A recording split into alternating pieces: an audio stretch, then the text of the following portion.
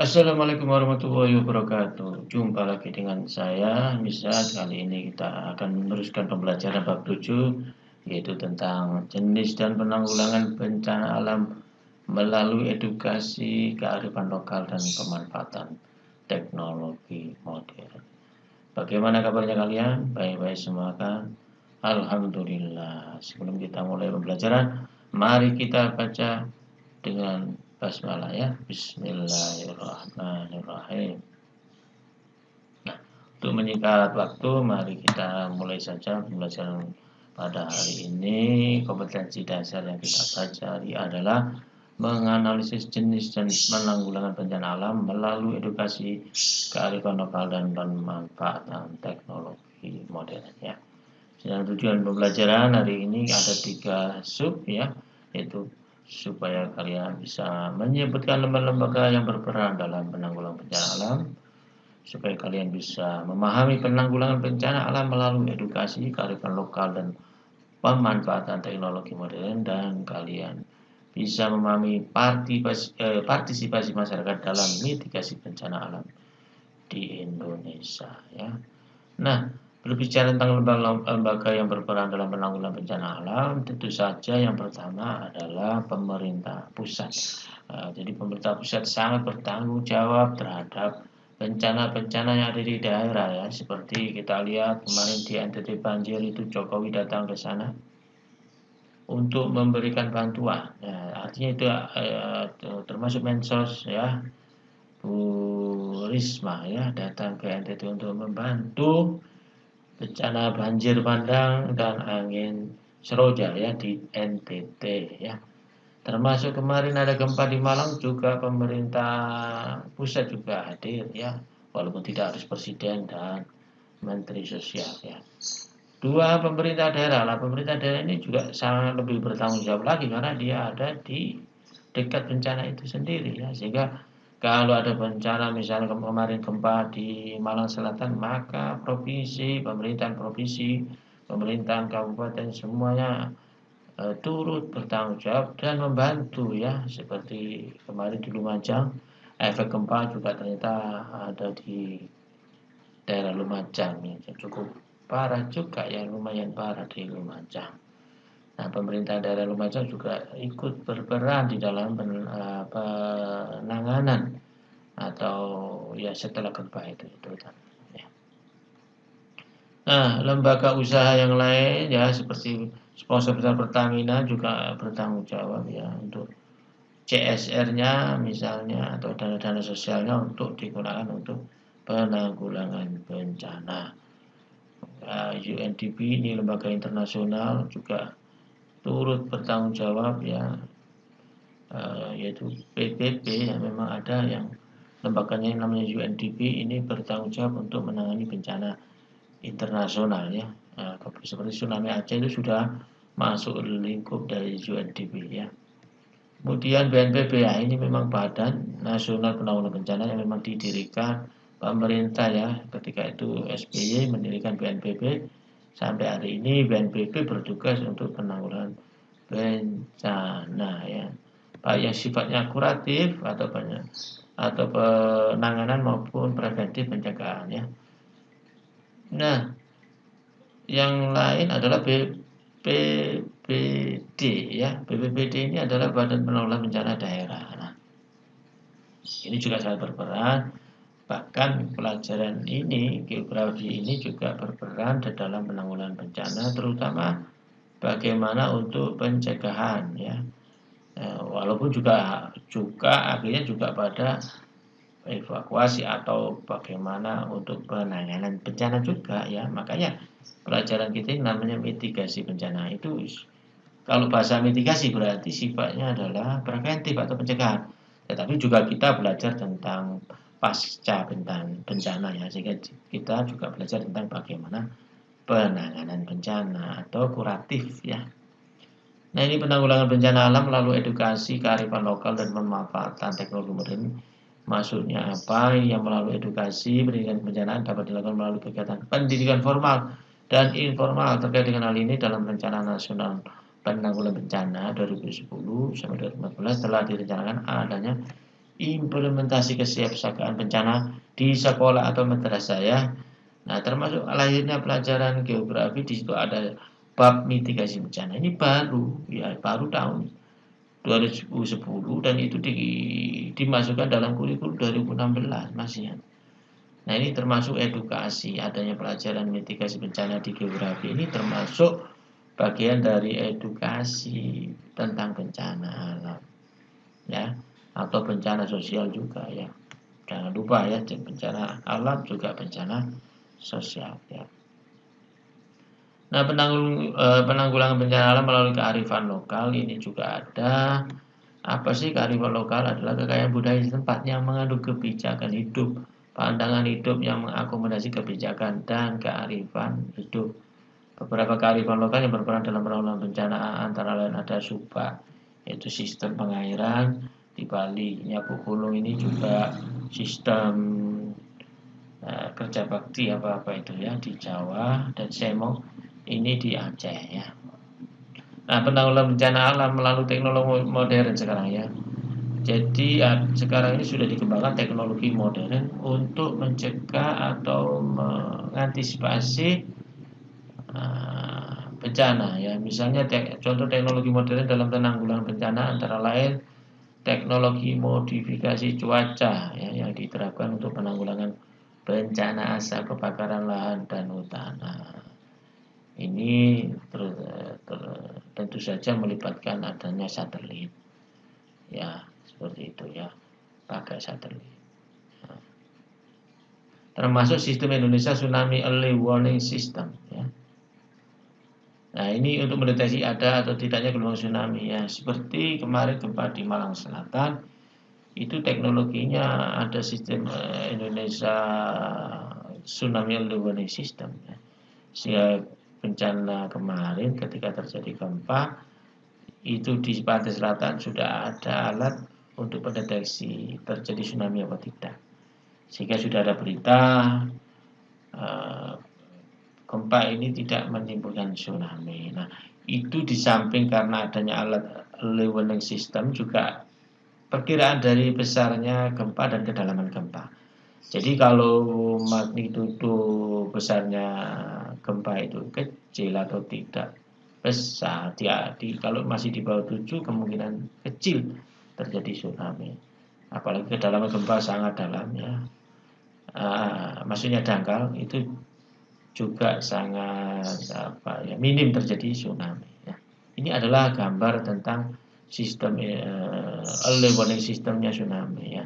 Di sini ada pelampung yang dipasang ya untuk mendeteksi ada gelombang tinggi apa enggak. Kalau tinggi dia akan mengirim sinyal ke satelit dan disampaikan ke receiver yang ada di daratan untuk menyampaikan ada tsunami atau tidak. Nah, sayangnya pelampung di Laut Selatan ini tidak semuanya aktif karena sebagian mati dan juga ada yang hilang.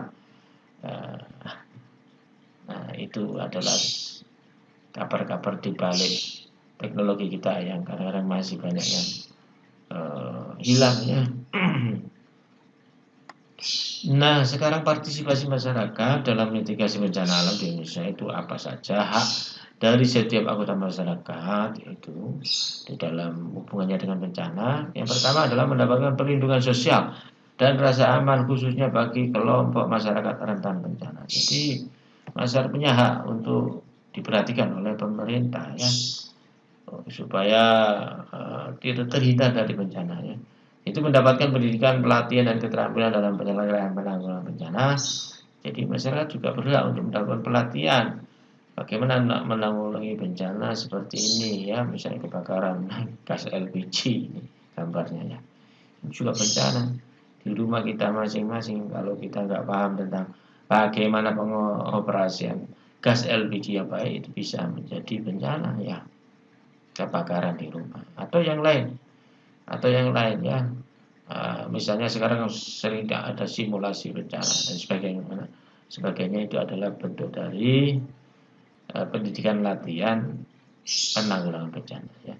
Mendapatkan informasi secara tertulis dan atau lisan tentang kebijakan penanggulangan bencana itu tanggung jawab BMKG biasanya mengeluarkan ya informasi ini terjadi tsunami apa enggak ya, ini akan terjadi bencana di daerah ini, ada angin, ada hujan lebat dan sebagainya. Itu adalah dikeluarkan oleh BMKG dalam rangka penanggulangan bencana juga itu ya.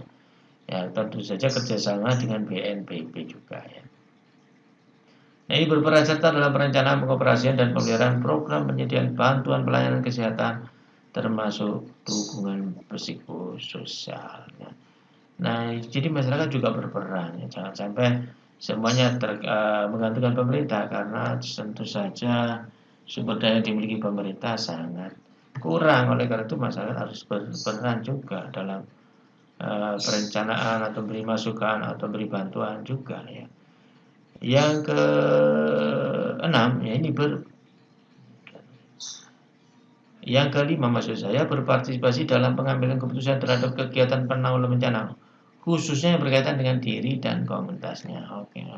Jadi memang kita harus bisa menyampaikan ya informasi tentang keberadaan kita.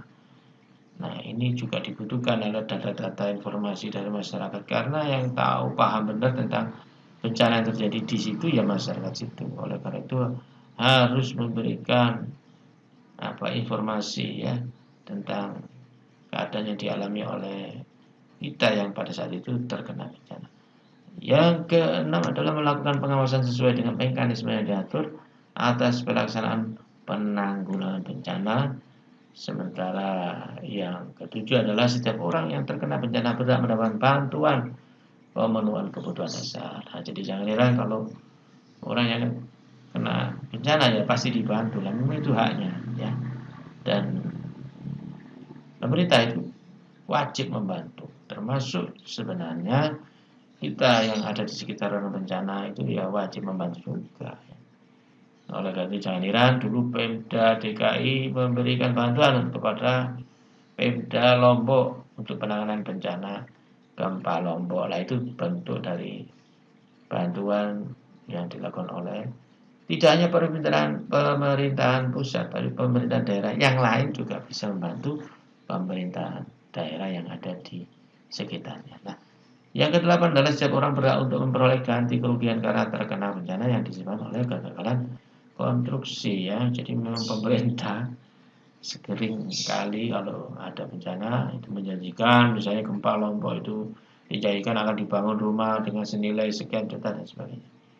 Tentu saja itu adalah kewajiban pemerintah, tapi dalam pelaksanaannya memang kadang-kadang masih banyak kekurangan. Nah, itu tugasnya kita untuk membantu atau memberikan informasi yang benar ya. Nah, selain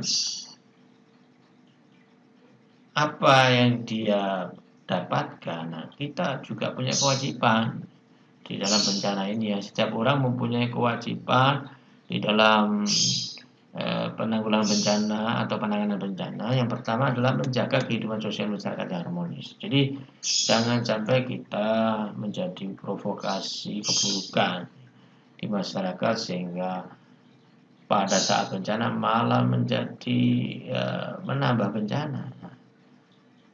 Itu namanya kita tidak menjaga kehidupan sosial yang harmonis. Oleh karena itu kita harus menjaga kehidupan sosial yang harmonis. Artinya ketika ada terjadi bencana mah kita bantu, kita berikan informasi yang baik.